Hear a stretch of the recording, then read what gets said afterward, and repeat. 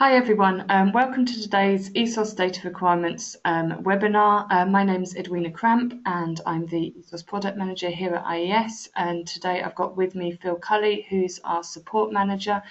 He'll be showing you a little bit about the software and giving you a quick demonstration later on in the presentation. Just a little bit to start about IES and who we are. We create solutions, software solutions for the energy efficient design of new buildings, efficient operation of existing buildings, and also efficient refurbishment and looking at how you can join buildings together and look at energy management across communities.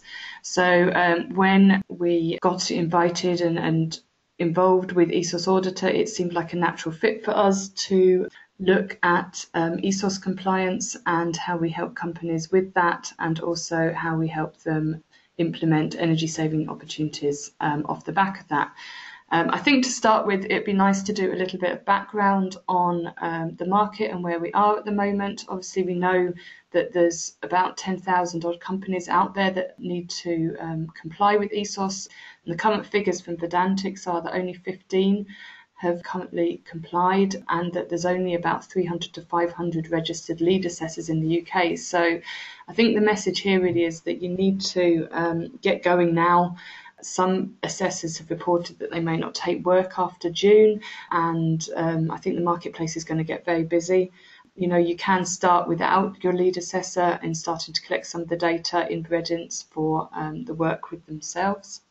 Here's a little bit about the ESOS Auditor software. We developed it in conjunction with the Energy Managers Association. It was also reviewed by the technical author Kit Young for the PAS standard. And the idea is that it will help you build and store your evidence pack online, and also help you with producing ESOS compliant reports and managing your team. The latest piece of information with regards to this, we just had news from the EA that they would be willing to accept a login to ESOS Auditor as evidence of part of your evidence pack if you were chosen to be audited by the regulator. So that there gives you quite a nice sort of risk assurance there that you know, you've got everything sort of ticked off if you've got that in our system. I think diving into what the evidence pack requirements are, and I don't know, a lot of people we've been coming across sort of have heard of them but don't really understand the requirements there. I think the first thing to mention is that they should be kept for up to 12 years. It's the compliance period, the current compliance period, plus 2 subsequent compliance periods that you need to keep the evidence pack for. And as each compliance period is 4 years long, then that can mean up to 12 years. So that's quite a lengthy amount of time. It is your record of all the steps that you've taken to comply with ESOS, and it is what you need to show if you're requested to be audited by one of the agencies like SEPA or the Environment Agency. It should include, alongside other information, things like your total energy consumption calculation, a list of the significant areas of energy consumption that you've identified, and details of all the energy audits and routes to compliance that you've used, including your methodology and evidence supporting that. So there's quite a bit of material that you need to include and store. You also need to look at the energy saving opportunities that you've identified. So as you all know, or I hope you all know, one of the first steps for ESOS compliance is measuring your total energy consumption. You need to measure all your consumed energy use, and that's use across all UK buildings, and that includes rentable and portable buildings, across all your industrial processes and all your transport use. So that's journeys that start and end in the UK. You need to use verifiable data where reasonably practical in proving this, and you also need to keep evidence of all of that for auditing. So that could be things like your electronic energy bills, scanned delivery notes, your AMR output, even perhaps a photo of the meter. And you know, if you do choose to do some kind of assumption calculation, you need to keep a copy of that as well if you can't use any or find any verifiable data. So really, I mean, I think the point here is that there's a lot of information that you need to keep and store for your evidence pack. And, you know, if you're a large organisation or you've got a number of buildings, processes and transport, doing this in a spreadsheet may not be particularly practical for you as an organisation. Just moving on, the only thing I think I've forgotten to mention there is that you do need to also remember that you don't need to include energy consumption activities and assets that were not in use on the qualification date and that was no longer valid on the compliance date, which is the 5th of December this year. With regards to your energy audit requirements, so after you've calculated your total energy consumption and you've identified your 90% or more than 90% of significant energy consumption areas that you are going to cover, you need to make sure that you've audited all those areas. Now, they can be either an ISO 50001 certification, display energy certificate, a Green Deal assessment, or another kind of ESOS compliant energy audit. Because obviously, you might already have done a lot of the ISO stuff or some of the DEX or Green Deal assessments, it might not be as time intensive as you think to do this. And also, you do need to include site visits, but it doesn't necessarily have to be to every site. So off of this, you will have recommended energy saving opportunities, and you need to identify the associated estimated costs and benefits of that, and that's the information that needs to be recorded for energy audit purposes. So I think from our point of view, if we had to come up with some top tips, the main one would be give yourself adequate time to do this. There is a lot involved in the data collection side of things, and the earlier you can start, the better. Be smart about where you gather data. If you're part of the mandatory greenhouse gas reporting scheme or the CRC or some kind of emissions trading system or the climate change agreements, then there will be a lot of data there that you can use. It won't cover everything that you need, but you'll be able to just fill in the gaps. And also, if you can't find verifiable data, you are allowed to estimate, and that is a valid route and can also be quite a time-saving one for you as well. The other point here is decide on your total energy consumption unit up front, because that can either be energy or energy spend. And I think it's worth noting here that carbon dioxide is not considered an energy unit for the purposes of ESOS. So the reason we make this point is because depending on which unit you choose to do your total energy consumption calculation in, this has implications on how you may want to collect and store that data. So just a quick introduction to ESOS Auditor before I hand you over to Phil. It's a cloud-based tool and it's accessible by any device, whether that's mobile, tablet or laptop. You can have multiple users and can assign different levels of access to those users. You can connect from any location to this secure system, and you can also import data in bulk. The idea behind it is to allow you to quickly and easily comply with ESOS, so that you can collect your data and all the associated evidence and upload that onto the system and store that obviously as part of the energy evidence pack that we've just been discussing. You can submit this information to your lead assessor to check. You can track progress and see how you're doing across the organisation, how much further you've got to go, identify those areas of significant consumption, and also review and prioritise your recommendations, calculate the return on investment, and finally, for the reporting, you can tailor that by particular company areas or sub-companies or energy. Okay, I'm going to pass you over to Phil now for the demonstration. What I'll do now, I will log into the ESOS Auditor tool that IES has created, and we can have a look at how the data is entered and how it's stored and presented within the system. So this is a sample account that I've set up. It's empty at the moment, but the home panel is where all the tools that you can access are, and we'll go straight into the energy data. So this is the data entry for the information that you've collected hopefully already, or in the process of. We have four types of data that you would enter: supplies, buildings, processes and transports. Supplies are the way that we link meters and energy consumptions to your buildings and processes. It's a way that you can identify that a reading or a bill that you have may be split between a process and a building. They're not always submetered. So the first item that I'll enter will be a building. For each type, we have an add button. So on the buildings, this is the form you would complete. For each building in the organisation structure, we would fill this in to add the building. But I'll actually show you, we also have batches. So this is the faster upload to save you doing them individually. We can download a sample template. It's a CSV format, so you can do this in Excel, for example, send it out to clients. It can be collected offline, whatever you'd like to do. Click the option and it downloads.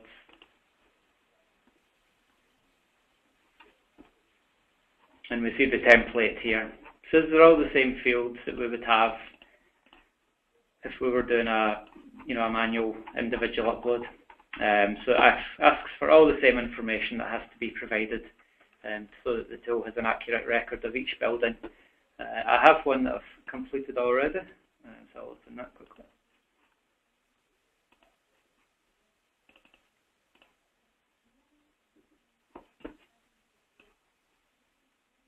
So in this example, I've populated 2 buildings already. We've got a recording studio and a garage. So I've entered head count, the floor area, the build year, the year the building was acquired, and some dummy data for the address details.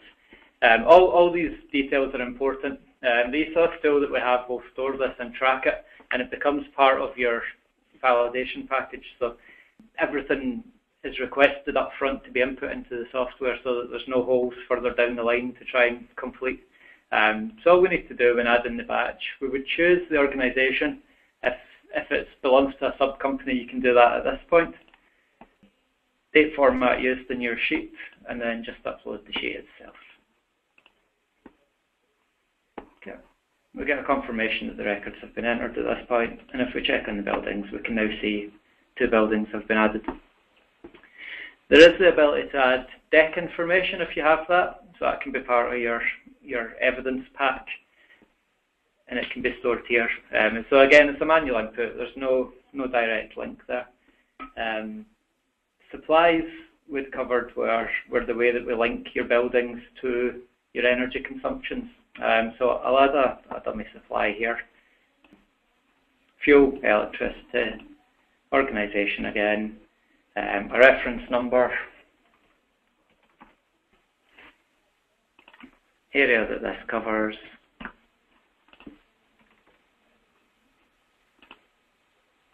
and this creates a record which we can then link to our building.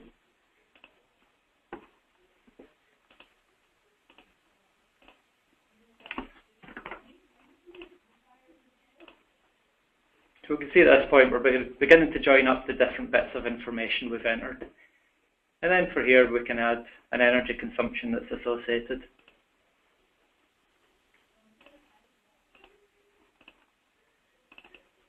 Done an example here. If you've got some sort of meter on an aspect of the building, then that can be used and that can be entered into the software.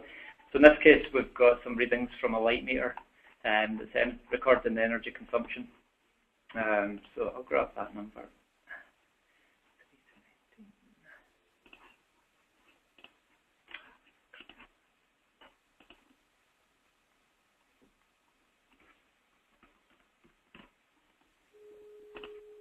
Cost associated. Whatever your meter reading might be.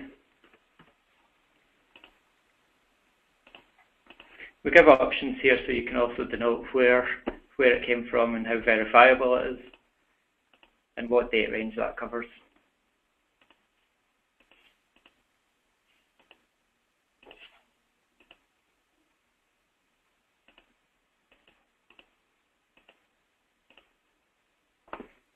And then we upload the evidence. And this is the point. For each of these that we enter, we can put the supporting information in. So be that a spreadsheet or any other data source, a photograph perhaps, it can all be entered in the same way and gets kept.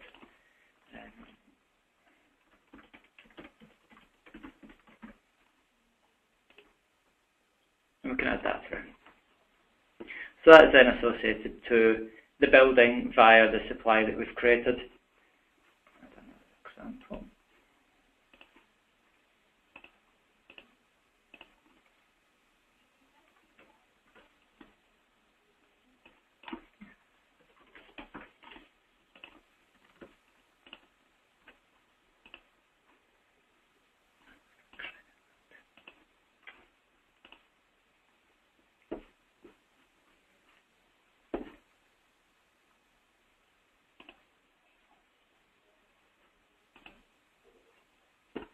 So in this case, we have a second type of example.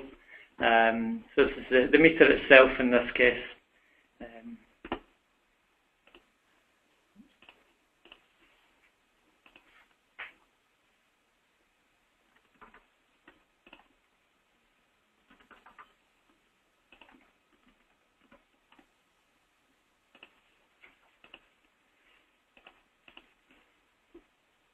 We can add this to cover a longer range in this case.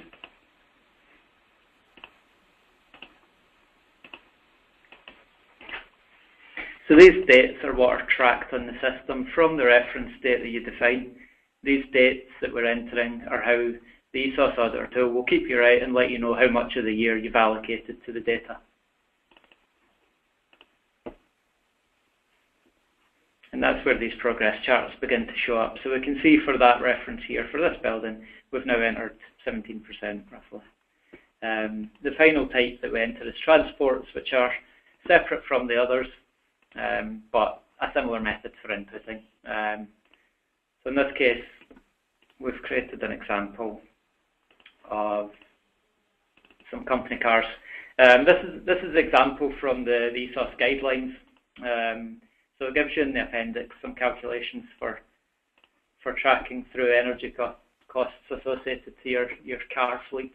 So the example may be familiar to you already, but I've put into a spreadsheet to show the kind of way that you would go through these calculations to come up with these values.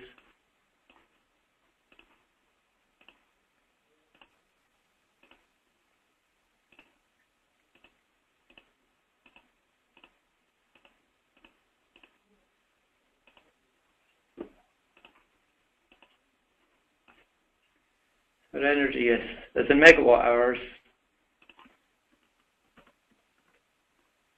and we've also calculated the costs in this example.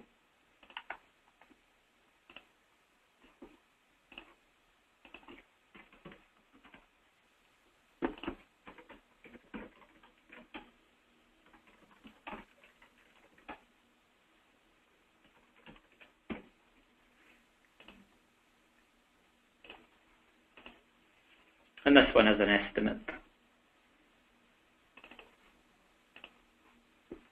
And again, it enters. So those are the simple data entry methods. As you collect the data, it's probably good to keep it together in the system as you go along. And then your ESOS auditors, your lead assessors, anyone can log in and they can see how much work's been done, how much is still to do. And as we see at the next level, the data checking, we can also see how much has been checked. So it's not just the data collectors who have work to do, it's also the checkers.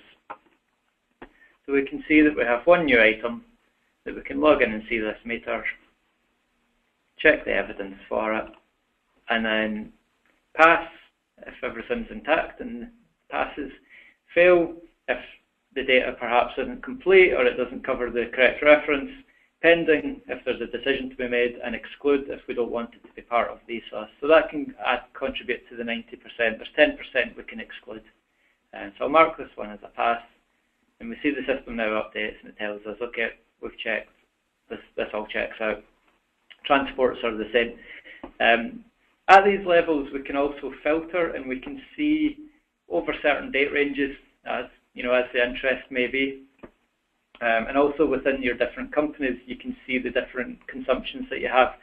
This can actually be a useful way for you to begin to see where are the energy consumptions, what are the large costs, which is something you need to take into consideration as we move on to the recommendations and the reportage. So the data, once checked, we can then go on to reporting. Again, reports of progress summary are very useful. If we choose the filter here for one of our sub-companies and have a look, we can actually see the progress and which meters it's associated to. So it gives you that little bit more information of how the project's moving along. Energy saving measures can be added. So this would be by your lead assessor based on the findings from the project.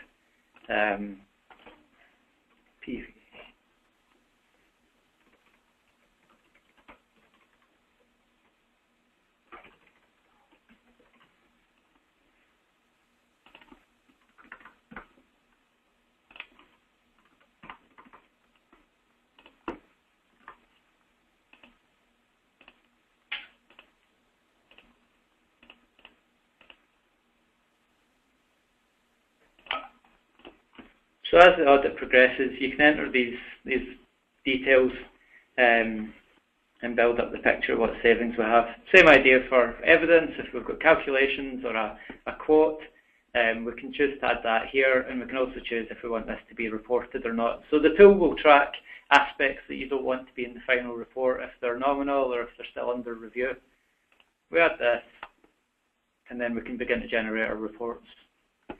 The report will summarise the energy consumptions, the cost that's been associated, what's been assessed, what the progress has been up to confirm that you've covered your 90% de minimis, what solutions you've proposed, what the savings will be, and then finally we've got sign-offs from your directors.